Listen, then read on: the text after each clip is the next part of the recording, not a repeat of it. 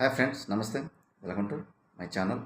Friends, ఈరోజైతే మనకు ఏదైనా సేవింగ్ కానీ ఇన్వెస్ట్మెంట్ కానీ ఒకే మొత్తాన్ని మనం వివిధ చోట్ల మనం ఇన్వెస్ట్మెంట్ చేసినప్పుడు ఆ వచ్చే రిటర్న్స్లో చాలా తేడా ఉంటుంది ఫ్రెండ్స్. అది మీకు ప్రాక్టికల్గా క్యాలిక్యులేషన్ చేసి చూపిస్తాను ఈ వీడియోలో. సాధారణంగా తెలియకుండా చాలా వర్క్ పీపుల్స్ తక్కువ ఇంట్రెస్ట్కి అయితే అమౌంట్ అయితే పెట్టుతూ ఉంటారు. కానీ అదే మొత్తం మనం వేరు వేరు చోట్ల పెట్టినప్పుడు ఎంత రిటర్న్స్ వస్తాయి, డిఫరెన్స్ అనేది మీకు క్యాలిక్యులేటర్ చెప్తా ఫ్రెండ్స్ క్లియర్గా.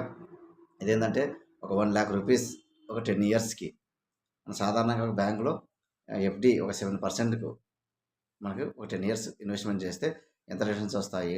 అదేవిధంగా పోస్ట్ ఆఫీస్లో ఒక 7.5 రేట్ ఆఫ్ ఇంట్రెస్ట్కి మనం ఇన్వెస్ట్మెంట్ చేసినప్పుడు ఎంత రిటర్న్స్ వస్తాయి.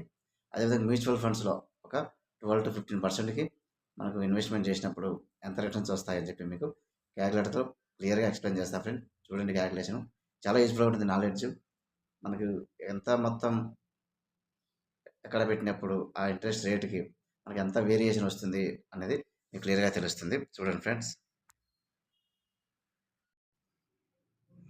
ఇది ఫ్రెండ్స్ క్యాలిక్యులేటర్లో మనం మొబైల్ వచ్చేసి హారిజాంటల్గా తిప్పాలి ఫ్రెండ్స్. మనకు ఈ విధంగా వస్తుంది. ఇక్కడ మనకు 1,00,000కి సాధారణంగా ఒక 7% రేట్ ఆఫ్ ఇంట్రెస్ట్ ఎఫ్డి మనం పెట్టినట్టయితే ప్రిన్సిపల్ వచ్చేసి friends 1 lakh into 1 plus bracket friends, ఇక్కడ 1 plus 7% divided by 100 bracket close. ఇది పవర్ ఆఫ్ ఎక్స్, ఇక్కడ వైఎక్స్ పవర్ ఆఫ్ వైఎక్స్. ఇక్కడ మనం 10 ఇయర్స్కి 10 పవర్ ఆఫ్ 10 ఇయర్స్కి మనం ఇన్వెస్ట్మెంట్ పెట్టినట్లయితే మన దగ్గర 1,96,715 రూపాయలు మనకు రిటర్న్స్ వస్తుంది 10 ఇయర్స్కి ఎఫ్డి. అదేవిధంగా అదే 1,00,000 పోస్ట్ ఆఫీస్లో ఒక 7.5 కొద్దిగా ఎక్కువ ఉంటుంది ఫ్రెండ్స్. పోస్ట్ ఆఫీస్లో ఇంట్రెస్ట్ అదే 7.5 ఇంట్రెస్ట్కి మనం పెట్టినట్లయితే ఒకసారి చూద్దాము. ఇక్కడ 7.5% ఇంట్రెస్ట్ రేటు చూస్తే మనకు 2,06,103 వస్తుంది. అంటే కొద్దిగా ఎక్కువ వస్తుంది. కానీ ఇదే 1,00,000 మనం కొద్దిగా రిస్క్ తీసుకొని ఒక మంచి మ్యూచువల్ ఫండ్స్లో 12%కి మనం ఇన్వెస్ట్మెంట్ చేసినట్టయితే దగ్గర 3,10,000 అయితే మనకి రిటర్న్స్ రావడం జరుగుతుంది ఫ్రెండ్స్. మ్యూచువల్ ఫండ్స్లో చాలా ఎక్కువగా వస్తాయి రిటర్న్స్.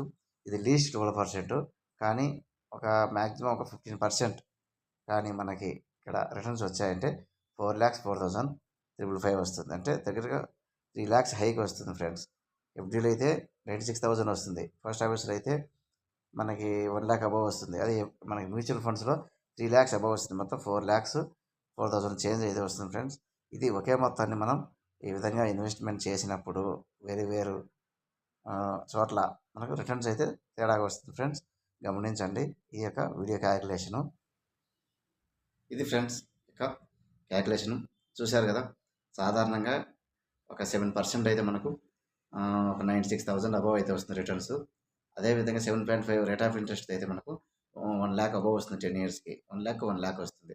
కానీ మ్యూచువల్ ఫండ్స్లో అయితే మనకు ఫ్రెండ్స్ దగ్గర 3 lakhs అబవ్ వస్తుంది ఫ్రెండ్స్. గుర్తుపెట్టుకోండి, మనకు కొద్దిగా రిస్క్ ఉంటుంది. కానీ మ్యూచువల్ ఫండ్స్లో రాంగ్ రన్లో మనకి చాలా హై రిటర్న్స్ అయితే వస్తాయి ఫ్రెండ్స్. కానీ ఒక మంచి బెస్ట్ మ్యూచువల్ ఫండ్స్ అయితే మనం కరెక్ట్గా ఆ యొక్క ఫండ్స్ గురించి పూర్తిగా తెలుసుకొని అలాంటి మ్యూచువల్ ఫండ్స్లో మనం పెట్టుకున్నట్లయితే ఎక్కువ రిటర్న్స్ రావడానికి అవకాశం ఉంటుంది.